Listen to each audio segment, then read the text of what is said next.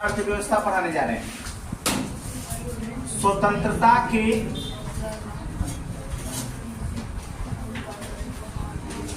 पूर्व संध्या पर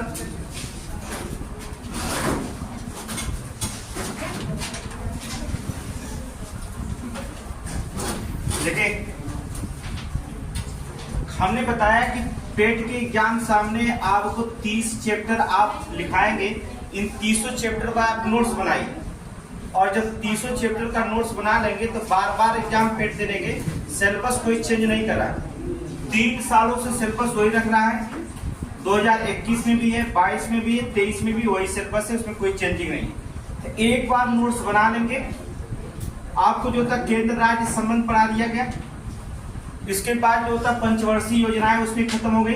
आज उसमें खत्म करेंगे हम लोग भारतीय अर्थव्यवस्था का जो होता है, भारतीय अर्थव्यवस्था उसमें जो होता है, जो मोस्ट इंपॉर्टेंट क्वेश्चन पूछे जाते हैं उनके बारे में पढ़ेंगे। तो स्वतंत्रता की पूर्व संध्या पर भारतीय अर्थव्यवस्था कैसी थी, उसके पूर्व अर्थव्यवस्था के चलिए देखते हैं कैसी अर्थव्यवस्था। आपको पता है कि स्वतंत्रता से पूर्व भारतीय अर्थव्यवस्था जो थी, ग्रामीण में लोग रहते थे। जो होता ग्रामीणों में 90% लोग ग्रामीण शहर में रहते थे, और शहरी क्षेत्र में 10% रहते थे। 10% लोग शहरी क्षेत्रों पर रहते थे। जाहिर सी बात है, अगर ग्रामीण क्षेत्रों में 90% रहते थे, इनका तो ये गांव पर ही आत्मनिर्भर होते थे। ग्रामीण लोग किस पे होते थे? गांव पर आत्मनिर्भर थे। गांव पे जो होता आत्मनिर्भर थी। इसका मतलब होता है कि स्वतंत्रता से पूर्व जो होता 90% जनसंख्या गांव में रहती थी, 10% संख्या शहरों में निवास करती थी।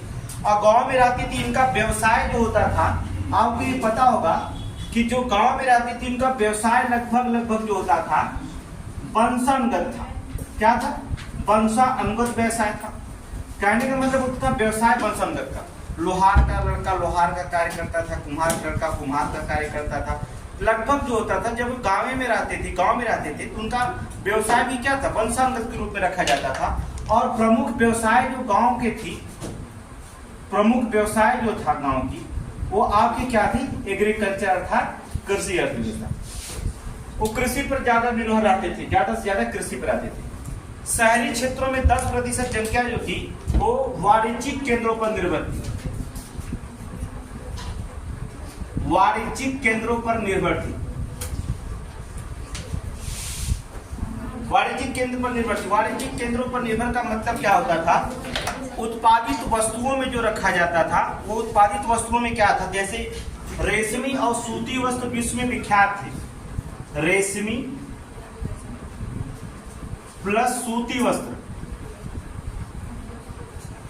विश्व में विख्यात थी। ये दोनों जो थे विश्व में विख्यात थे। और हम निर्यात मुख्यतः क्या करते थे? शहरी क्षेत्रों से निर्यात में क्या क्या रहता था? देखिए, रेशमी वस्त्र और सूती वस्त्र जो था मुख्य व्यवसाय था, उसका प्रमुख व्यवसाय में था। और रखा गया था व्यवसाय, जैसे संगमरमर का कार्य होता था, संगमरमर का कार्य होता था, लकड़ी पर नक्काशी का कार्य होता था। आज भी देखेंगे सहारनपुर में, ठीक है, जैसे संगमरमर का कार्य होता था, लकड़ी पर नक्काशी का कार्य होता था। सहारनपुर इसके लिए जाना जाता है, लकड़ी की नक्काशी के लिए। सहारनपुर जो होता है विश्वविख्यात में गिना जाता है। आप देखे होंगे सोने चांदी के आभूषण बनाए जाते थे। सोने चांदी के आभूषण बनाए जाते थे। और क्या होते थे? सोने चांदी के आभूषण भी उसमें बनाए जाते थे। इसमें जो होता था पत्थर तराशे जाते थे। पत्थर तराशी का जो होता कार्य किया जाता था। लेकिन निर्यात की गई वस्तुओं में अगर पूछा जाता है कि संध्या से पूर्व जो था निर्यात में वस्तुओं में क्या क्या शामिल थी, तो निर्यात वस्तुओं में आपको क्या शामिल थी? जैसे हम निर्यात क्या करते थे? नील करते थे। नील ज्यादा होता था। मसाले होते थे हमारे यहाँ से निर्यात।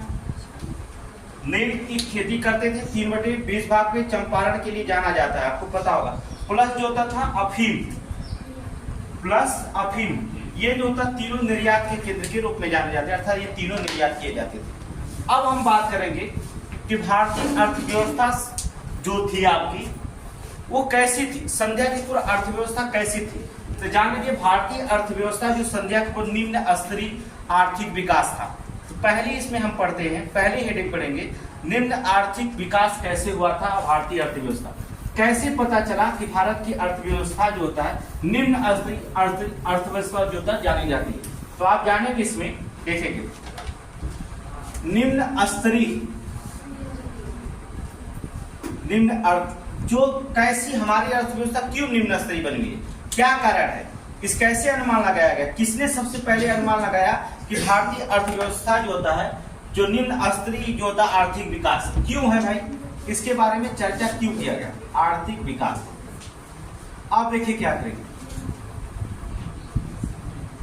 औपनिवेशिक शासकों ने कभी भी जो होता है देश की राष्ट्रीय प्रति व्यक्ति आय का आकलन करने के लिए ईमानदारी से काम नहीं किया था।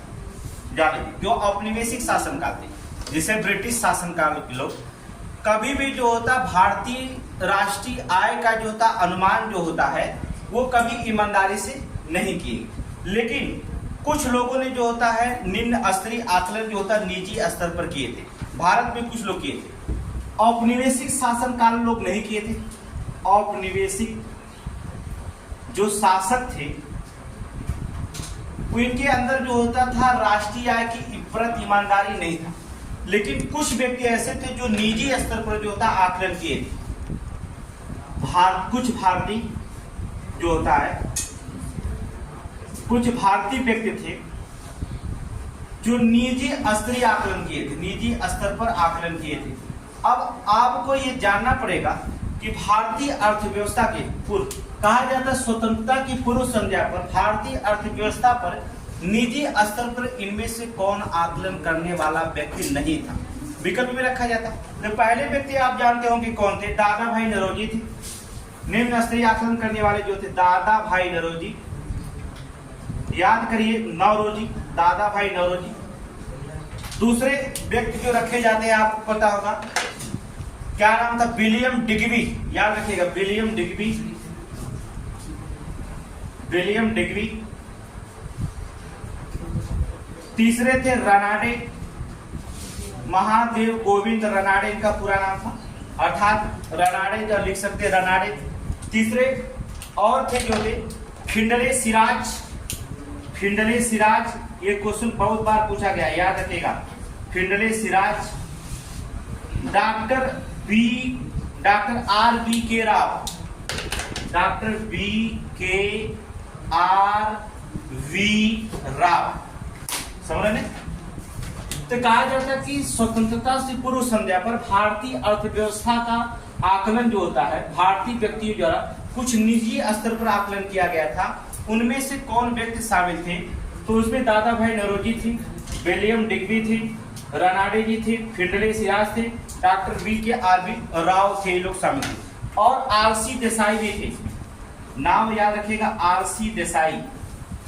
अब जो व्यक्ति इनके अलावा अगर नाम पूछता है, बहुत सारे व्यक्ति थे लेकिन ये मुख्य थे, ये लोग जो थे निजी स्तर पर जो था भारतीय अर्थव्यवस्था का आकलन किया था, जबकि औपनिवेशिक शासक जो थे वो कभी भी जो होता भारत की राष्ट्रीय आय को ईमानदारी से आकलन नहीं किया गया था। अब आकलन दादा भाई नौरोजी कब किए थे, ये देखिए दादा भाई नौरोजी प्रथम व्यक्ति थे जो ब्रिटिश ऑफ काउंसिल के व्यक्ति मेंबर चुने गए थे, ठीक है, ब्रिटिश ऑफ काउंसिल के मेंबर। कहने का मतलब था ब्रिटेन के संसद में चुने जाने वाले मेंबर पहले व्यक्ति कौन थे, दादा भाई नौरोजी, याद रखिएगा दादा भाई नौरोजी थे जिन्होंने चुना गया था। 1867-68 में दादा भाई नौरोजी ने सबसे पहले क्या किया, 1868 दादा भाई नौरोजी, दादा भाई नौरोजी अपनी एक पुस्तक लिखे थे जिसको कहा जाता पॉवर्टी एंड, बहुत बार इस पुस्तक को पूछा गया पॉवर्टी एंड। देखिए पुस्तक का नाम याद रखेंगे क्योंकि बार बार जो था पुस्तक जो था नाम पूछा जाता, अनब्रिटिश रूल ऑफ इंडिया, ठीक है, rule of India, rule in India लिखेंगे, रूल इन इंडिया, ठीक है। ये किताब छपी थी 1867-68 में। दादा भाई नौरोजी जो थे poverty and un British rule in India एक पुस्तक लिखी, और उस पुस्तक में उन्होंने जो होता है बताया भारतीय प्रथम जो होता राष्ट्रीय आय का प्रथम बार जो होता है गणना किए थे। इसी किताब में किसी भारतीय द्वारा प्रथम बार जो होता है आय की गणना की गई थी, आय की गणना की गई थी, याद रखेगा प्रथम बार जो होता है। तो प्रथम भारतीय कौन थे जिन्होंने आय की गणना की थी? दादा भाई नौरोजी थे। और उन्होंने जो होता है उनकी किताब में जो लिखे थे poverty and un British rule in India में प्रथम बार जो होता था उन्होंने राष्ट्रीय आय की जो होता है प्रथम बार जो होता उन्होंने गणना की थी। और इसी को जो होता उन्होंने क्या कहा था, इसमें बताया था कि प्रति व्यक्ति राष्ट्रीय आय जो होता है, उन्होंने बताया, दादा भाई नौरोजी बताए कि जो प्रति व्यक्ति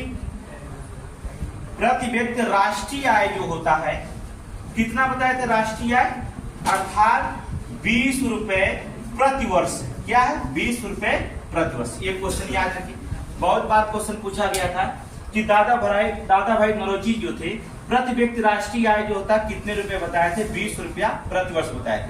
अपने आकलन में जो होता उन्होंने क्या किया था, प्रति व्यक्ति राष्ट्रीय आय 20 रुपया जो होता उन्होंने बताया था, 20 रुपया प्रति वर्ष बताया था। और इसे जो होता धन के निकास का सिद्धांत दिया था। इसे क्या कहा दादा भाई नौरोजी ने? धन के निकास का सिद्धांत दिया। याद रखिएगा किसने दिया था? दादा भाई नौरोजी ने जो होता धन के निकास का सिद्धांत, जिसे अंग्रेजी में कहा जाता है ड्रेन थ्योरी।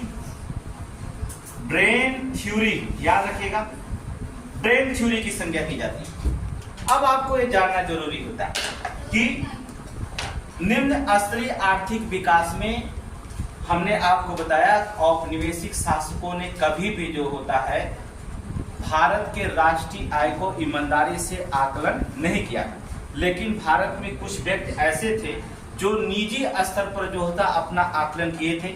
और हमने बताया उसमें मुख्यतः जो थे Dadabhai Naoroji, William Digby, Findlay Shirras, doctor BKRB Rao, RG Desai और रनाडे। इसमें जो होता ये इतने लोग प्रमुख थे जिन्होंने किया था। 1867-68 में दादा भाई नौरोजी प्रथम वो व्यक्ति थे जो ब्रिटिश सब काउंसिल के मेंबर चुने गए थे। अर्थात ब्रिटिश संसद में जाने वाला प्रथम व्यक्ति पूछता है तो कौन थे? दादा भाई नौरोजी थे। और दादा भाई नौरोजी ने 1867-68 में अपने एक पुस्तक के माध्यम से poverty and un British rule in India के माध्यम से ने उन्होंने प्रथम बार जो था राष्ट्रीय आय की गणना की। और उन्होंने बताया उसमें कि प्रति व्यक्ति राष्ट्रीय आय जो होता है वो 20 रुपये प्रति वर्ष के रखा गया। इसके बाद जो होता है धन के निकास के सिद्धांत उसे कहा जाता है या ड्रेन थ्योरी जो होता उन्होंने कहा था। उन्होंने बताया था ड्रेन थ्योरी कहा जाता है। इसके बाद जो होता दादा भाई नौरोजी जो थे, इसे जो होता अंग्रेजों को कहा जाता है निष्कासन को क्या कहा? दादा भाई नौरोजी ने धन के निष्कासन को, जो दादा भाई नौरोजी थे धन के निष्कासन को उन्होंने क्या नाम दिया था? धन के निष्कासन को जो होता है नाम दिया था, उसे कहा था अनिष्टों का अनिष्ट कहा जाता है। कभी बार क्वेश्चन पूछा जाता है अनिष्टों का अनिष्ट की जो होता उन्होंने क्या कर दिया था? संज्ञा दिया था। जो धन निष्कासन को जो होता है दादा भाई नौरोजी ने जो था अनिष्टों का अनिष्ट की जो होता है उन्होंने संज्ञा दी थी। कभी कभी अंग्रेजी में जो होता है इसका नाम पूछा जाता है इविल ऑफ ऑल इविल्स। ठीक है, अंग्रेजी में पूछा जाता है इविल ऑफ ऑल इविल्स कहा जाता है। दादा भाई नौरोजी ने धन जो ब्रिटिश औपनिवेशिक थे लेके धन जाते थे उनको जो था संज्ञा क्या दिया था दादा भाई ने धन निष्कासन को जो होता है उन्होंने क्या कहा ये अनिष्टों का अनिष्ट अर्थात ये संज्ञा दिए थे। और अंग्रेजी में से बोला जाता है इविल ऑफ ऑल इविल्स की जो होती संज्ञा दिए थे। लेकिन आपको बता दें 1940 लेकर अगर देखा जाए 1901 गणना आया था 1944 से लेकर के 1946 के बीच जो था एक गणना आई थी। कुल राष्ट्रीय आय जो हमारे पास थी, अगर देखा जाए कुल राष्ट्रीय आय जो थी हमारे पास और प्रति व्यक्ति आय कितना अंतर था आप अनुमान लगा लीजिए। यहाँ पर जो 1944-46 में जो गणना आई थी उसमें जो था कुल राष्ट्रीय आय की जो रखा गया 4,931 करोड़ रुपए था। याद रखिए 4,931 करोड़ रुपए कुल राष्ट्रीय आय थी। यह राष्ट्रीय आय थी, 4,931 करोड़ रुपए भारत की राष्ट्रीय आय थी। लेकिन अगर वहीं पर देखा जाए प्रति व्यक्ति आय जो कितनी थी, तो प्रति व्यक्ति आय केवल मात्र 204 रुपए थी, 204 रुपए। इसका मतलब होता था कि धन का तो निष्कासन होता है, धन का निष्कासन होता है, अर्थात धन की यहाँ पर उगाई होती है, लेकिन धन कहाँ चला जा रहा है, अर्थात ब्रिटिश शासन काल में चला गया, उनका कब्जा तो वहां पर चला जा रहा था। तो जो 1944-46 में था, कुल राष्ट्रीय आय जो थी 4,931 करोड़ रुपए थी, जिसमें प्रति व्यक्ति आय जो थी वो कितना रखा गया था, 204 रुपए था प्रति व्यक्ति की आय। इसके बाहर जो होता है, फिर एक व्यक्ति गणना करते हैं 1931-32 में, उनका नाम सुनिए क्या। तो आपसे क्वेश्चन कैसे कैसे पूछा जाएगा, पहले क्वेश्चन का प्रारूप सुनिए। क्वेश्चन पूछा जाएगा कि भारत में प्रथम व्यक्ति की आय की गणना जो होता किसने किया था, दादा भाई नौरोजी, या प्रथम बार जो था आय के बारे में जो था गणना किसने रखा था, अर्थात दादा भाई नौरोजी। लेकिन दूसरा क्वेश्चन यही पूछ देता है, भारत में प्रथम बार जो होता वैज्ञानिक तरीके से जो होता है, किसने जो था राष्ट्रीय आय की गणना किया था, वहां पर दूसरे व्यक्ति का नाम रखना पड़ेगा। या तो फिर जो होता है वहां पर तीसरा क्वेश्चन आपसे पूछ सकता है कि भारत में जो होता है भारतीय अर्थव्यवस्था अर्थात भारत राष्ट्रीय आय को जो होता है कौन नियमित तरीके से जो होता नियमित तरीके से जो होता गणना किया था, राष्ट्रीय आय की गणना किया था, तो वहां पर आपको दूसरा व्यक्ति रखा जाएगा। कहने का मतलब क्वेश्चन का प्रारूप अलग अलग होगा और नाम भी जो होते अलग अलग रखे जाएंगे, आगे देखेंगे। तो आप केवल दादा भाई नौरोजी के नाम पर जो होता विकल्प नहीं निकाल के जा सकते। तो यहाँ पर क्या करेंगे, 1931-32 की बात करें, 31 और 32 में, 1931-32 में जो थे एक प्रोफेसर थे विजेंद्र, नाम सुने होंगे। अगर आप एग्जाम का पेपर अगर दोहराते रिपीट करते तो वहां पर नाम सुने होंगे, विजेंद्र कस्तूरी रंगा, याद रखिए नाम, विजेंद्र कस्तूरी रंगा वरदराज राव, पूरा नाम वरद राज राव, इतना बड़ा नाम था, ठीक है। प्रोफेसर 1931-32 में प्रोफेसर विजेंद्र कस्तूरी रंगा वरदराज राव, उनका पूरा नाम वरदराज राव जो होता था, उनका जो था पूरा नाम रखा गया था। इनकी एक पुस्तक आई, उस पुस्तक का नाम क्या था, एक पुस्तक लिखे थे इन्होंने, उस पुस्तक का नाम ही पूछा जाता। देखिए, poverty and British rule of India जो होता है किसकी है, दादा भाई नौरोजी की थी। पुस्तक नेशनल इनकम ऑफ, पुस्तक आई थी national income of British India, British India, British India. देखिए, इनके द्वारा एक किताब लिखी गई थी, वो तो दादा भाई नौरोजी की किताब थी जो राष्ट्रीय आय की गणना। इसको भी जो होता है आपको किसमें राष्ट्रीय आय की गणना की बात नहीं की गई, तो आपको पुस्तक का नाम याद रखना पड़ा। तो इनके द्वारा 1931-32 में प्रोफेसर विजेंद्र कस्तूरी रंगा वरदराज राव, पूरा नाम आप रखेंगे, ठीक है। National income of British India एक पुस्तक उन्होंने लिखा था, और उन्होंने जो होता है वो पुस्तक 1931-32 में जो होता है 31-32 में राष्ट्रीय आय का जो होता है पहला वैज्ञानिक गणना किया था। राष्ट्रीय आय का पहला वैज्ञानिक, यहां पर देखेंगे इनका नाम याद रखेगा, अगर वैज्ञानिक रख दिया तो आप इनका नाम रखेंगे, ना कि दादा भाई नौरोजी की बात करेंगे। पहला वैज्ञानिक अनुमान लगाया। अब क्वेश्चन पूछा जाएगा क्या, अब क्वेश्चन यहां पर देखिए कंफर्म करिएगा, ठीक है। क्वेश्चन कंफर्म करेंगे आप कि अगर पूछ देता है कि भारत का जो था राष्ट्रीय आय का पहला वैज्ञानिक अनुमान किसने लगाया था, तब आपको मानना पड़ेगा प्रोफेसर विजेंद्र कस्तूरी रंगा, समझ रहे हैं। उनकी किताब रखी गई थी national income of British India, उसमें जो था उन्होंने क्या किया, वैज्ञानिक तरीके से अनुमान राष्ट्रीय आय का लगाया था। फिर एक किताब आई, देखेंगे इन दोनों को याद रखिएगा, इनकी किताब और दादा भाई नौरोजी की किताब। और भी अनुमान लगाया गया, भारत सरकार भी जो था अनुमान लगाई 1948-49 जब भारत स्वतंत्र हुआ, 1948 से 49 के बीच, उस समय भारत को स्वतंत्रता मिल चुकी थी। तो उन्होंने क्या किया, पहली बार जो होता राष्ट्रीय आय की गणना जो होता वाणिज्य मंत्रालय को दिया गया था। पहली बार जो होता राष्ट्रीय आय की जो गणना है, पहली बार जो होता राष्ट्रीय आय की गणना कौन किया था, वाणिज्य मंत्रालय, अर्थात वाणिज्य मंत्रालय द्वारा लगाया गया। याद रखिएगा, अगर क्वेश्चन पूछा जाता है कि स्वतंत्रता के बाद, क्वेश्चन कैसे पूछेगा, अब दादा भाई नरोजी बुला जी, उधर बुला जी, अब क्वेश्चन पूछेगा कि स्वतंत्रता के बाद भारत में राष्ट्रीय आय का गणना किस मंत्रालय के द्वारा लगाया गया था, तब उसमें बताएंगे वाणिज्य मंत्रालय के द्वारा लगाया था। वाणिज्य मंत्रालय लगाया था, कौन लगाया था अनुमान, वाणिज्य मंत्रालय। परंतु 1949 में जो होता है, फिर जो होता है अगर देखेंगे 1949 में हमारे यहाँ जो 1949 में भारत सरकार द्वारा राष्ट्रीय आय की एक समिति बनाई गई थी। राष्ट्रीय आय की जो होता है एक समिति बनाई गई थी, राष्ट्रीय आय की एक समिति बनाई गई थी। इस राष्ट्रीय आय की समिति बनाई गई 1949 में जो होता है भारत में एक राष्ट्रीय आय की समिति बनाई थी। उस समिति का अब कभी कभी जो होता पूछ देता है कि भारत में 1949 में जो राष्ट्रीय आय की समिति बनाई गई थी उसके अध्यक्ष कौन थे।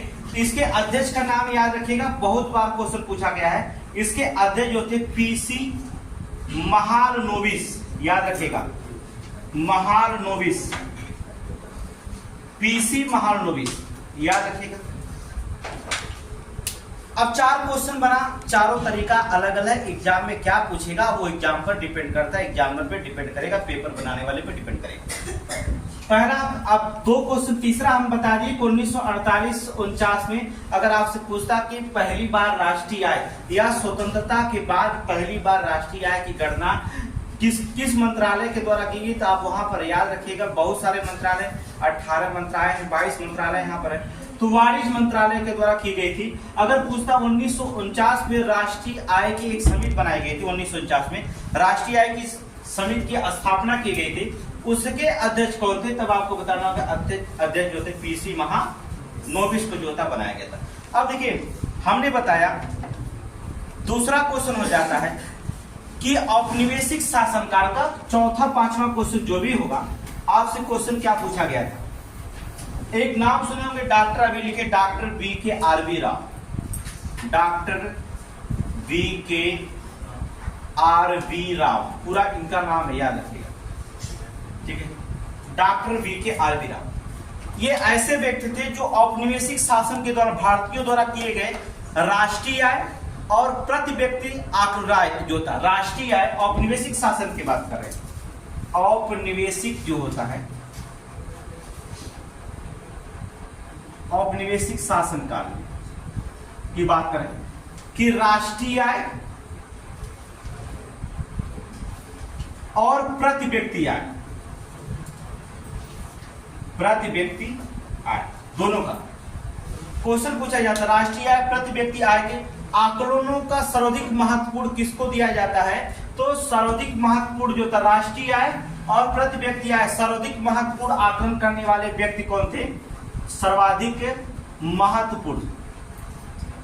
महत्वपूर्ण आकलन करने वाला, महत्वपूर्ण आकलन करने वाले व्यक्ति कौन थे, डॉक्टर BKRB। अब देखिए क्वेश्चन अलग अलग हो गए, दोनों में अलग अलग हो गया। कस्तूरी रंगा का कुछ और बता दिया, वैज्ञानिक तरीके का अध्ययन करने वाला बताया गया, दादा भाई नौरोजी का क्वेश्चन। तो क्वेश्चन आपको ऐसा लगेगा आप दादा भाई नौरोजी रट के जरूर जाते हैं, लेकिन अब वहां पर जो था क्वेश्चन थोड़ा पढ़ना चाहिए आपको। पढ़ने का मतलब होगा क्वेश्चन क्या कहता है उसकी ध्यान। अब यहाँ पर अगर कह दिया भारत में राष्ट्रीय आय का प्रथम बार जो होता है सर्वाधिक महत्वपूर्ण आकलन किसका माना जाता है, किसका आकलन सबसे महत्वपूर्ण था, तब यहाँ पर किसका मानेंगे, डॉक्टर BKRB राव का हो जाता है, ठीक है। डॉक्टर वैज्ञानिक पूछेगा तो दूसरे के बताएंगे, प्रथम बार पूछ दिया था दादा भाई नौरोजी के बताएंगे। मतलब एग्जाम में क्या क्वेश्चन कहाँ से पूछता है, ये जो होता है एग्जामिनर के ऊपर जो होता है डिपेंड करता है कि कहाँ से एग्जामिनर पूछे जाएगा। तो यहाँ पर देखिए कब बार बार आ रहा है औपनिवेशिक शासन। औपनिवेशिक शासन किसे कहा जाता है, इसे कहा जाता है औपनिवेशिक शासन। किसे कहा जाता है, औपनिवेशिक शासक कौन होता, किसे कहा जाता है, औपनिवेशिक शासक जो होता कहा जाता है किसी देश की अर्थव्यवस्था का दूसरे देश के द्वारा अगर शासित होती है, किसी भी देश की अर्थव्यवस्था किसी दूसरे देश के द्वारा शासित होती है तो उसे कहा जाता है औपनिवेशिक शासक कहा जाता है, औपनिवेशिक अर्थव्यवस्था कहा जाता है। क्या कहा जाता है? औपनिवेशिक अर्थव्यवस्था कहा जाता है। याद रखिएगा, परिभाषा में कभी पूछा जाता है, आपसे केवल एक लाइन लिखेगा, वो लिखेगा एग्जामिनर किसी देश की अर्थव्यवस्था का दूसरे देश द्वारा शासित होना एक कौन सी अर्थव्यवस्था कहलाती है, तब आपको बताना पड़ेगा औपनिवेशिक अर्थव्यवस्था ये कहलाती है, अर्थात औपनिवेशिक अर्थव्यवस्था। ये तो आपको था निम्न स्तरीय विकास के बारे में पढ़ी। अब पढ़ते हम लोग दूसरी हेडिंग पढ़ते, कृषि क्षेत्र में कैसी स्थिति थी संध्या के पूर्व की बात करते हैं। स्वतंत्रता की पूर्व संध्या पर भारतीय अर्थव्यवस्था में कृषि की स्थिति क्या थी, वहां पर देखेंगे क्या थी कृषि की स्थिति। देखिए कैसी थी कृषि की स्थिति, और यहाँ जो कृषि की स्थिति थी, यहां से एग्जामिनर एक क्वेश्चन जरूर पूछता है। आप देखेंगे पेट के एग्जाम अगर आप पेपर देखे होंगे तो यहां से जो होता है एक क्वेश्चन पूछा गया चारों सेट में। कहने का मतलब होता है कि जो भी सेट दिया गया 21-22 में सब में आप पेपर उठा के देखिएगा, यहाँ से क्वेश्चन पूछा गया। चैप्टर जो देखिए पेपर पहले आउट कर देता है एग्जाम में, भले जो होता लड़का पढ़ने वाला देश की किताब पढ़े, लेकिन देखेंगे जो हेडिंग वो डालता है एग्जामिनर, जो हेडिंग डालता है, अगर वो 35 हेडिंग डाला है आपके चैप्टर में तो 35 हेडिंग डाला तो उस 35 हेडिंग को अगर गहरा अध्ययन करते हैं तो उस 35 हेडिंग बहुत बड़ी चीज नहीं होती। 35 चैप्टर कोई बड़ा चीज नहीं होता, लेकिन चैप्टर अगर 35 चैप्टर अगर आपने कवर कर लिया तो क्वेश्चन वहीं से पूछेगा। अगर आप थोड़ा मोड़ा छूट भी जाता है और आज उस चैप्टर को अगर पढ़े हैं तब भी जो होता है आप क्या कर ले जाएंगे, कवर कर ले जाएंगे और अंदाजा लगाएंगे, तभी आंसर आपका सही हो जाएगा। तो पहले ही पेपर आउट कर देता, कोई चीज पढ़ने से पहले सोचिए पेपर पहले आउट कर दे रहा, आपको सिलेबस भी दे रहा कि आपका सिलेबस यहाँ से पूछा जाएगा, आप उसको पढ़िए। आप उसके अकॉर्डिंग अगर आप पढ़ते हैं तो कैसे नहीं आएगा नंबर, बहुत ज्यादा नंबर आ जाएगा। तो वहां पर जो होता है पहले ही सिलेबस जो होता है वो आउट कर देता है, इसलिए जो होता है आप अगर इसको आउट किया है तो आपको क्वेश्चन पूछा जाता है, चारों सेट में पूछा गया। तो कृषि की स्थिति क्या थी, कृषि अर्थव्यवस्था कैसी थी उसकी चर्चा करेंगे। कृषि की स्थिति क्या थी, दूसरी हेडिंग होती है कृषि की स्थिति क्या थी। देखिए भारत में कृषि जो होता है, भारत कृषि प्रधान देश अर्थव्यवस्था, आपको पता है भारत क्या है, कृषि प्रधान अर्थव्यवस्था है, आपको बताने की जरूरत नहीं, कृषि प्रधान अर्थव्यवस्था। याद रखिए जो किसान है वो अन्नदाता है। आज किसान नहीं होता तो आप मर भी जाते आधे से ज्यादा लोग, क्योंकि कोरोना काल में सबसे ज्यादा जीडीपी का ग्रोथ करने वाला कृषि ही था। आप देखे होंगे राष्ट्रीय आय नहीं थी, कोई कंपनी फैक्ट्री नहीं चल रही कि राष्ट्रीय आय को जो था बढ़ावा करे 16 महीने में, जो था उसको जो था है जीडीपी का योगदान कोरोना काल में सबसे ज्यादा था। कहने का मतलब भारत सरकार को जीडीपी से सबसे ज्यादा पैसा काम कृषि से आता था। तो कृषि जो होता था पूरी दुनिया को जो होता है संभाल रखा था, कृषि अर्थव्यवस्था था। तो कृषि अर्थव्यवस्था में कृषि अर्थव्यवस्था की बात करें उस समय 85% जनसंख्या जो थी वहां पर, अगर जनसंख्या की बात करें तो 85% जनसंख्या कृषि पर ही निर्भर थी। स्वतंत्रता से पहले जो भारत की जनसंख्या 85% जनसंख्या कृषि पर थी, क्योंकि जो 10% शहरों में रहती थी तो कितने फैक्ट्री वगैरह तो उतने लगे नहीं थे कि शहर में। अब जो होता लोग शहरों में ज्यादा निवास करते सारी सुविधाओं पे, लेकिन उस समय अर्थव्यवस्था की स्थिति कृषि पर ही निर्भर रहती थी और 85% जनसंख्या थी जो कृषि पर ज्यादा निर्भर रहती थी। अंग्रेजों ने क्या कर दिया, इसको देखते हुए देखे कि 85% अगर जनसंख्या कृषि पर और भारत की प्रधान अर्थव्यवस्था जो होती है कृषि है, इसका मतलब होता उन्होंने क्या कर दिया, कृषि पर टारगेट बनाया कि हम कृषि से जो होता आय को क्या करेंगे, वसूलेंगे, तभी जो होता हम जो होता इन लोगों से वसूल पाएंगे। तो बहुत सारे ब्रिटिश सरकार ने क्या किया, अंग्रेजों ने जो होता भारत में जो होता अंग्रेजों ने कृषि पर जो होता है भूगृत पद्धतियां लागू कर दी, भूगृत पद्धतियां लागू की। अब यहां से जो होता है क्वेश्चन बहुत आता है, भूगृत पद्धतियों के द्वारा क्या क्या, बहुत सारे अधोलिखित जो होता भूगृत पद्धतियां उन्होंने लागू किया था, जिसमें से 3 सबसे मुख्य बताए जाते हैं। उनको 3 को पढ़ लेंगे, आपको एग्जाम में कोई भी एग्जाम देते हैं, चाहे आप जो होता देखेंगे पीसीएस लेवल तक पूछा गया या आरओ के एग्जाम पूछा, आईएएस भी पूछा गया, आरओ पूछा गया, ट्रिपल एससी के जो होता है कोई भी यूपी ट्रिपल एससी का एग्जाम देंगे वहां से पूछा जाएगा। पेट तो आम चीज है, पेट में चारों सेट में यहाँ पूछा गया था। कृषि पर भूगृत पद्धतियां अंग्रेजों ने जो लागू की थी, कौन कौन सी भूगृत पद्धतियां थी, उन तीनों के बारे में सबसे ज्यादा पूछा जाता है। एग्जाम में क्या पूछा जाता है, भूगृत पद्धतियां, इसके बारे में चर्चा देखते हैं क्या होगा। भूगृत पद्धतियां कौन थी?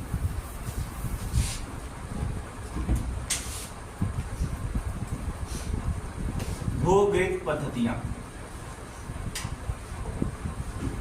पहली जो पद्धतियां उन्होंने लागू किया था, पहली थी जमींदारी व्यवस्था।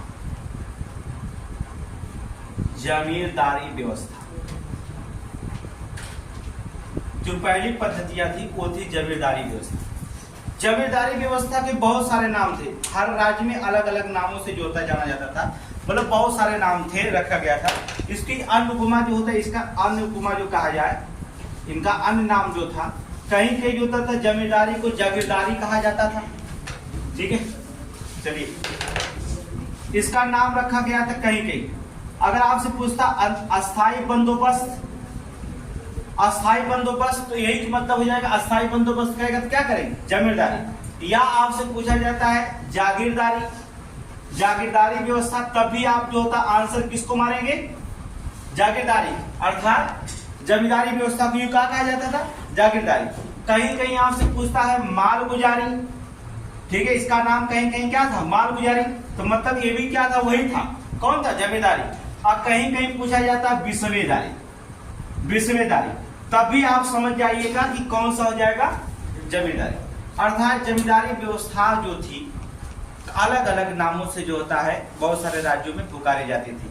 कहीं पर जो होता था अस्थाई बंदोबस्त था, कहीं पर जागीरदारी था, कहीं पर मालगुजारी था, तो कहीं पर जो था विस्वेदारी था, नाम रखा गया। अब इसकी बात करते हैं, लागू करने वाला व्यक्ति कौन था, इसका नाम आप जरूर याद करेंगे कि लागू किसने किया था, कौन व्यक्ति था जो भारत में जमींदारी व्यवस्था को जो होता लागू किया था। तो उसका नाम क्या था, याद रखना, यही पूछा जाता, Lord Cornwallis. Lord Cornwallis, Lord Cornwallis को सिविल सेवा का जनक माना जाता। क्या माना जाता, सिविल सेवा का जनक माना जाता। कब लागू किया था, 1793। याद रखिएगा, लॉर्ड्स अर्थात जमींदारी व्यवस्था कहे या अस्थाई बंदोबस्त कहे या जागीरदारी कहे या मालगुजारी कहे या विस्वेदारी कहे, उसको लागू करने वाला व्यक्ति कौन था, लॉर्ड कॉर्नवालिस। इनका नाम नहीं पूछता, लेकिन जो इनके सलाहकार थे उनका नाम आपसे एग्जाम में जरूर पूछता है। जो सलाहकार थे, सलाहकार तो जेम्स ग्रांट था, जेम्स ग्रांट। दो सलाहकार थे, जेम्स ग्रांट हुआ जॉन सोर, या पूरा नाम रखेंगे सर जॉन सोर लिख सकते हैं, सर जॉन सोर। ये सलाहकार थे, इन्हीं के सलाहकार पे जो होता था जमींदारी व्यवस्था को लागू किया गया। पेट के एग्जाम में पूछा गया था इसी को जो होता, हमेशा यहाँ से क्वेश्चन पूछा जाता, चाहे पेट के दे चाहे कोई एग्जाम दे, यहाँ से क्वेश्चन पूछा जाता। तो लागू करने वाला लॉर्ड कॉर्नवालिस 1793 में जो था, सलाहकार किसके सलाहकार पर, जेम्स ग्रांट और सर जॉन सोर के कहने पर जो था उन्होंने क्या किया था, और लागू किया था उस पर जो था। प्रभावी क्षेत्र कौन था, आपको पूछा जाता कि प्रथम जो होता प्रभावी क्षेत्र की बात करता कि कहां पर जमींदारी व्यवस्था पहली बार लागू किया गया। तो पहली बार जो लागू किया गया था बंगाल, याद रखिएगा, बंगाल सर्वप्रथम।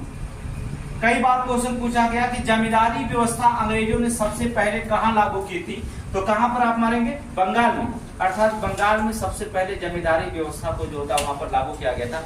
इसके बाद वहां से चला गया बिहार, फिर बिहार के बाद जो था उड़ीसा, उड़ीसा, उत्तर प्रदेश के बनारस खंड में लागू हुआ था। याद रखिएगा, यूपी के बनारस खंड पर, बनारस खंड में, ठीक है, बनारस खंड में, और कर्नाटक के उत्तरी कर्नाटक में जो था, एवं उत्तरी कर्नाटक में, याद रखिए उत्तरी कर्नाटक में, ठीक है, 30% भूमि पर जो होता था मालगुजारी थी। याद रखिएगा कितने परसेंट, 30%।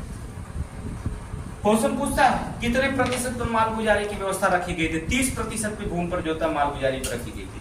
तो यहाँ से क्वेश्चन पूछा गया, ये भी बहुत बार पूछा गया कि सर्वप्रथम कहां पर लागू किया गया, बंगाल में, अर्थात बिहार उड़ीसा में, इसके बाद फिर यूपी के बनारस खंड में, फिर उत्तरी कर्नाटक में जो होता है 30% भूमि पर जो होता था मालगुजारी। ये लोग माल गुजारी लेते कितने थे, बात यहाँ होगी। तो देखेंगे कि माल गुजारी कितना भाग जो होता था ब्रिटिश सरकार ले लेती थी, वसूल लेती थी माल गुजारी। माल गुजारी में दो तरीके से लेते थे। देखिए, लगान के रूप में जो होता क्या करते थे, कितना लगान लेते थे, 10/11 भाग जो होता था राष्ट्रीय कोष में ले जाकर सरकारी कोष में जमा हो जाता था। याद रखिएगा, सरकारी कोष की बात करें, याद रखिएगा एक क्वेश्चन पूछा जाता है कि माल गुजारी का कितना भाग जो होता है सरकारी कोष में जमा हो जाता था। तो 10/11 भाग जो होता था कहाँ जाता था, सरकारी कोष में जाता था। और जमींदारी किसको दिए, जो जमींदारी थी, जमींदारी व्यवस्था में जो जमींदार था, तो जमींदार के पास कितना जाता था, 1/11 भाग जो होता किसके पास चला जाता था, जमींदार के पास। समझ रहे? जमींदारी व्यवस्था में क्या था, लगान जो वसूला जाता था 10/11 भाग सरकारी कोष में। यहां से बहुत इंपॉर्टेंट है, ये क्वेश्चन बहुत बार पूछा गया। 10/11 भाग जो होता था आपके सरकारी कोष में जमा होता था, और जमींदारी में 1/11 भाग जो होता था कहाँ चला जाता था, जमींदारी अर्थव्यवस्था में जो था शामिल हो जाता था। दूसरी अर्थव्यवस्था, जमींदारी के पास कौन सी अर्थव्यवस्था शुरू हुई, महलवाड़ी अर्थव्यवस्था। देखें कि यहाँ पर क्या है, जमींदारी आप जाने, दूसरी भूगृह पद्धतियां कौन थी, महलवाड़ी व्यवस्था, महलवाड़ी व्यवस्था, महलवाड़ी व्यवस्था। दूसरी महलवाड़ी व्यवस्था का मतलब क्या होता था, इस पर जो था भूमि पर जो अधिकार होता था वो ग्राम समुदाय का होता था। याद रखिएगा, पूछा जाता अगर भूमि पर किसका अधिकार होता था, भूमि पर जो अधिकार होता था महलवाड़ी में वो होता था आपके ग्राम समुदाय का, ग्राम समुदाय का। समझ रहे? भूमि पर जो अधिकार होता था वो ग्राम समुदाय के लोग ही करते थे। इस पर व्यवस्था का प्रस्तावक कौन था, महलवाड़ी की व्यवस्था का अगर प्रस्तावक पूछता है, व्यवस्था का प्रस्तावक, तो व्यवस्था करने वाला प्रस्तावक जो व्यक्ति था, आप नाम सुनेंगे हॉल्ट मैकेंजी। क्या नाम था, हॉल्ट मैकेंजी। याद रखिएगा, बहुत बार क्वेश्चन पूछा गया हॉल्ट मैकेंजी के बारे में, मोस्ट इंपॉर्टेंट है हॉल्ट मैकेंजी। महलवाड़ी व्यवस्था को लागू करने वाला व्यक्ति जो था वो कौन था, हॉल्ट मैकेंजी था। 1822 में जो होता उन्होंने क्या किया था, इसे लागू किया।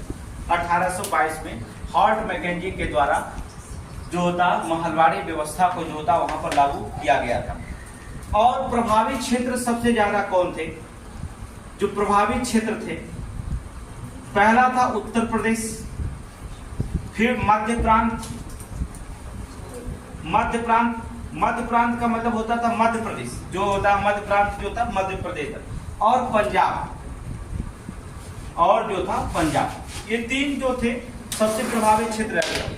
इन पर जो था उत्तर प्रदेश, मध्य प्रांत और पंजाब में 30% भूमि पर, कितने %, 30% भूमि पर जो होता था क्या थी, महलवाड़ी व्यवस्था लागू की गई। अर्थात महलवाड़ी व्यवस्था जो थी 30% भूमि पर जो लागू की गई थी, उत्तर प्रदेश, मध्य प्रांत और पंजाब में लागू कर दिया गया था। माल गुजारी कितनी ली जाती थी इन लोगों से, माल गुजारी जो होता था जितना उत्पादन होता था उसका 80% क्या कर लेते थे, ये ले लेते।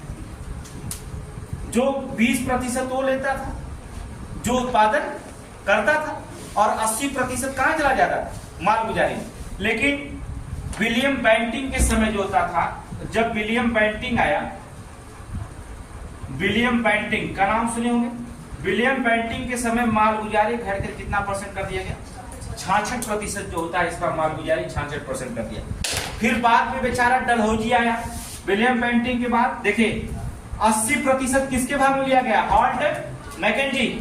विलियम बेंटिंग पूछेगा तो क्या %, 60%। अगर वही पूछ दिया कि जब शासनकाल लॉर्ड डलहौजी के आया, तब लॉर्ड डलहौजी जो थे, लॉर्ड डलहौजी के शासनकाल में जो था महलवाड़ी व्यवस्था कितनी माल गुजारी लगने लगी थी, 50%। याद रखिएगा तीनों का नाम। अब याद रखना है, यहाँ क्वेश्चन अलग बनाएगा एग्जामिनर। अब एग्जामिनर क्वेश्चन अगर पूछता है, यहाँ से पूछता है कि किसके शासनकाल में जो होता है माल गुजारी 80% से घटा करके कितना, 60%, 66% कर देगी। तो आपको बताना पड़ेगा किसके एक शासनकाल, विलियम बेंटिंग के शासनकाल। विलियम बेंटिंग के शासनकाल में जो था माल गुजारी घटा करके 80% से कितना 66%, या किसके शासनकाल में माल गुजारी 80% से घटा करके 50% कर दी गई, तो किसको करेंगे, लॉर्ड डलहौजी के शासनकाल में जो थे माल गुजारी घटा करके कितना कर दी गई, 50% कर दिया गया। ये तो दूसरी अर्थव्यवस्था गृहीत पद्धतियां थी। तीसरी भी गृहीत पद्धतियां लागू किया था जिसका नाम था रैयतवाड़ी अर्थव्यवस्था, रैयतवाड़ी व्यवस्था। देखिए तीसरी भूगृहीत पद्धतियां क्या थी, मोस्ट इंपॉर्टेंट है, इसको पढ़ेंगे इस चैप्टर को, चैप्टर वाइज अपना तैयार करेंगे। जब तक आप नौकरी नहीं पाएंगे, पेट का एग्जाम योगी बाबा रहे होंगे, शासनकाल 27 तक 2027 के बाद ही चुनाव होगा, तो 2027 तक तो आपको पेट देना ही देना है 4 साल लगातार। तो आप पेट का एक अच्छा नोट्स बनाएंगे जिसमें 3 सालों में हमें पेट अच्छा नंबर ला करके कोई नौकरी ले लेना, बस इतना जानो। 2027 के बाद शासनकाल अगर चेंज होता है, मुख्यमंत्री हटते हैं, तो अगले इसका पहला दावा पेट को समाप्त करना है। डायरेक्ट जो होगा आपका एग्जाम होगा, एग्जाम में जो पास होगा वो नौकरी पाएगा, ये पेट सेट सब समाप्त कर दिया जाएगा। तो आपको जो होता है ये अखिलेश भैया बोले थे, ठीक है। तीसरी जो थी रैयतवाड़ी अर्थव्यवस्था, रैयतवाड़ी व्यवस्था। अब रैयतवाड़ी व्यवस्था में रैयत मतलब होता है कृषक अर्थात किसान जिसे कहते हैं। भूमि पर अधिकार जो होता था, ये देखिए भूमि पर जो अधिकार होता था किसका होता था, कृषक का होता था। रैयत मतलब होता है कृषक, अर्थात रैयत का मतलब ही होता है क्या, कृषक रखा जाता, हमने बताया कृषक होता है। व्यवस्था कौन लागू किया था, ये इंपॉर्टेंट होता है कि व्यवस्था को कौन लागू किया था। तो लागू करने वाला ये व्यवस्था टॉमस मुनरो का नाम सुने होंगे, टॉमस मुनरो नाम सुने होंगे, टॉमस मुनरो ने जो होता था रैयतवाड़ी व्यवस्था को जो था लागू किया गया था। कब लागू किया था, 1792 में। 1792 में जो होता उन्होंने क्या कर दिया था, रैयतवाड़ी व्यवस्था को जो था लागू किया था। ये कहाँ लागू किए थे, ये भी क्वेश्चन पूछा जाता था। टॉमस मुनरो जो था मद्रास में लागू किया था, मद्रास में लागू किया। लेकिन जब टॉमस मुनरो गया तो इसके जगह पे जब एक व्यक्ति आया जिसे विनीगेट कहा जाता है, विनीगेट द्वारा जो होता है, विनीगेट द्वारा मुंबई में, अर्थात मुंबई में जो होता है रैयतवाड़ी व्यवस्था को लागू कर दिया गया था। कब, 1835, याद रखिएगा 1835 में। अब यहाँ दूसरा क्वेश्चन बनेगा, एग्जामिनर देखो यहाँ पर अब दूसरा उसको मुद्दा मिल गया। अब क्वेश्चन आपको यहाँ से बनाएगा 1792 1835, ये इंपॉर्टेंट दोनों क्वेश्चन बनेंगे आपके, यहाँ से क्वेश्चन बनाएगा। तीनों व्यवस्था में तीनों जगह क्वेश्चन बता रहा है कहाँ से हम बनाएंगे एग्जामिनर। अब वो कह देगा कि रैयतवाड़ी व्यवस्था 1835 में कहाँ लागू की गई थी, कहाँ, मुंबई में। किसके द्वारा लागू की गई थी, विनीगेट के द्वारा लागू की गई थी।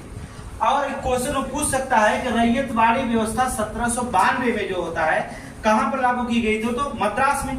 किसके द्वारा, टॉमस मुनरो के द्वारा। अब इस रैयतवाड़ी व्यवस्था को लागू दो लोगों ने किया, कौन, टॉमस मुनरो और विनीगेट द्वारा। तो क्वेश्चन अब 2 बन गए, अलग हो गए, जिससे कंफ्यूजन हो जाता है क्वेश्चन कहां से पूछा जाएगा, कहां से नहीं पूछा जाएगा। इसकी कोई दिक्कत नहीं है, कहीं से पूछे आप बता देंगे। जब आपको पढ़ाया जाता है खाली ध्यान से आप एक नोट्स बनाइए और पढ़िए, कहीं से पूछेगा आप दिमाग में 28 दिन पेपर हो जाएगा। माल गुजारी कितनी लगती थी इस पर, माल गुजारी जो लगती थी, माल गुजारी 30 से 33% जो था माल गुजारी लगती थी इस पर। बाद में क्या कर दिया, बाद में इसे बढ़ा दिया गया। बाद में जो होता है 30 से 33% बढ़ा करके जो था 50% कर दिया गया। माल गुजारी कितना कर दिया गया, 50% जो होता है गुजारी कर दिया गया। ये 3 भूगृहीत पद्धतियां थी। स्वतंत्रता के पूर्व संध्या पर जो होता कृषि अर्थव्यवस्था कैसी थी, वहां की भूगृहीत पद्धतियां अंग्रेजों ने कैसे, ये सारी भूगृहीत पद्धतियां जो 3 बताएं, आपके इंपॉर्टेंट एक नोट्स बनाइए और उसमें क्या करें, उसे बार बार पढ़ के जाइए। सारे एग्जाम में, ऑल एग्जाम में जो होता है वो क्या करेंगे, ये काम आपको आ जाएगा। कुछ ब्रिटिश पद्धतियां थी जिनके बारे में आपको जान लेना जरूरी होता है, क्योंकि जब फरवरी 2022 में सेकेंड पारी में पेपर पूछा गया था, एक प्रथा पूछा गया था जिसका नाम था दलनी प्रथा, ठीक है, वो वहां से पूछा गया था। ब्रिटिश भारत में अर्थव्यवस्थाएं से जुड़ी प्रथाएं कुछ हैं, अब वो कौन कौन सी है? ब्रिटिश भारत में अर्थव्यवस्था से जुड़ी प्रथाएं। देखिए आपसे बहुत सारे प्रथाएं ब्रिटिश शासन में, लेकिन मैं बता रहा हूं आपको तीन अर्थव्यवस्था से जुड़ी प्रथाएं बता रहे हैं, वही तीन पढ़ देखिए, आपको तीनों में से एक क्वेश्चन आ जाता, उससे ज्यादा वो नहीं पूछता। पहली जो थी प्रथा थी, आप बहुत विख्यात प्रथा जिसका नाम होता तीन कठिया प्रथा। तीन कठिया प्रथा, पहली प्रथा तीन कठिया। इसके बाद जो थी ददनी प्रथा, ददनी प्रथा। इसके बाद कमौटी प्रथा।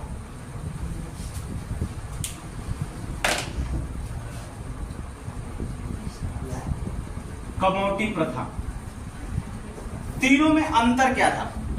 तीन कठिया प्रथा किसे कहा जाता था, ददनी प्रथा किसे कहा जाता था, कमौटी प्रथा किसे जाता? तीनों में थोड़ी सी डिफरेंस होता।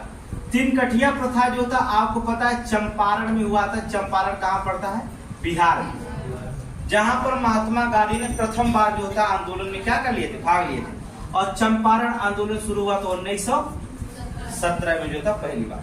इसमें क्या किया अंग्रेजों ने? क्या कर दिया, जो कृषक थे, बागान मालिक, जो कृषि होते थे, बागान मालिक जो होते थे, उन बागान मालिकों को जो होता था, बागान मालिक जो होते थे, जो कृषि बागान मालिक होते थे, उनको क्या कर दिया? जबरदस्ती 3/20 भाग पर जो होता था किसकी खेती? नील की खेती करना अनिवार्य कर दिया था। नील की खेती करना अनिवार्य कर दिया, अनिवार्य किया। याद रखिएगा 3/20 भाग, याद रखिएगा ये क्वेश्चन बहुत बार कि नील की खेती कितने भाग पर करना अनिवार्य किया गया था, क्वेश्चन बार बार पूछा जाता है। 3/20 भाग पर जो होता था नील की खेती करना क्या कर दिया था? अनिवार्य कर दिया था बागान में। ये चंपारण में हुआ था, बिहार में जो होता था। और यहीं पर जो होता है महात्मा गांधी को जो होता है, देखेंगे आप इसी आंदोलन में जो होता है महात्मा गांधी को, महात्मा एक अच्छा नाम दिया था रविन्द्रनाथ टैगोर जी, जो उनको जो था महात्मा कहकर बुलाते थे, तो महात्मा थे भी, जान लीजिएगा। ददनी प्रथा क्या होती थी? अंग्रेज जो ब्रिटिश व्यापारी होते थे, ददनी प्रथा में क्या थी? जो ब्रिटिश व्यापारी होते थे, ब्रिटिश व्यापारी जो होता था भारतीय व्यापारियों को जो था, भारतीय व्यापारियों को, इस भारतीय व्यापारी में कौन कौन होता था? जैसे कोई कारीगर हो गया, या भारतीय उत्पादक हो गया, या फिर कारीगर हो गया, या शिल्पकार हो गया।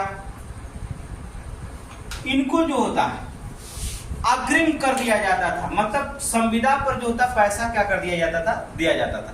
अग्रिम कर जो होता था इनको दिया जाता था। अग्रिम पेशगी जिसके कहा जाता है, अग्रिम पेशगी दिया जाता था। अग्रिम पेशगी का मतलब होता संविदा, संविदा पर जो था, जैसे आप कहते हैं कि सूद पर पैसा देते हैं, समझे तो अग्रिम पेशगी पर जो होता क्या करते थे? रूप में जो होता था धन को क्या कर देते थे? दे देते थे।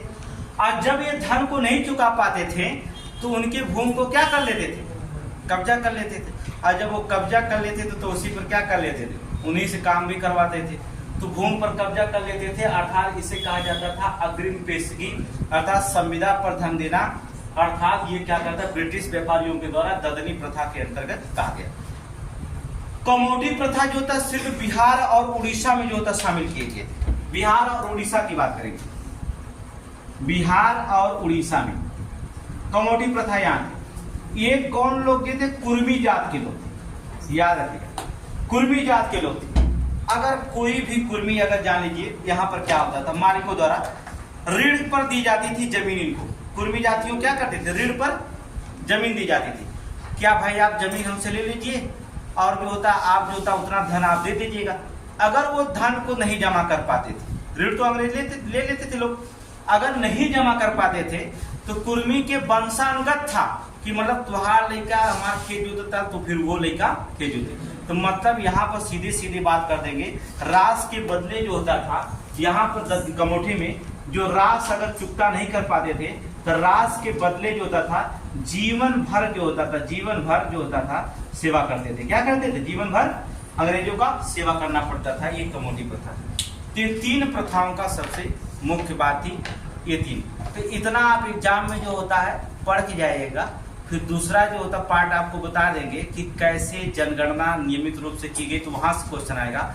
और कौन सी कंपनी प्रथम बार बैठाई गई थी, उसको जो होता है औद्योगिक कारण क्या था, उसके बारे में चर्चा करेंगे। तो उसके बारे में चर्चा कल करेंगे, ठीक है।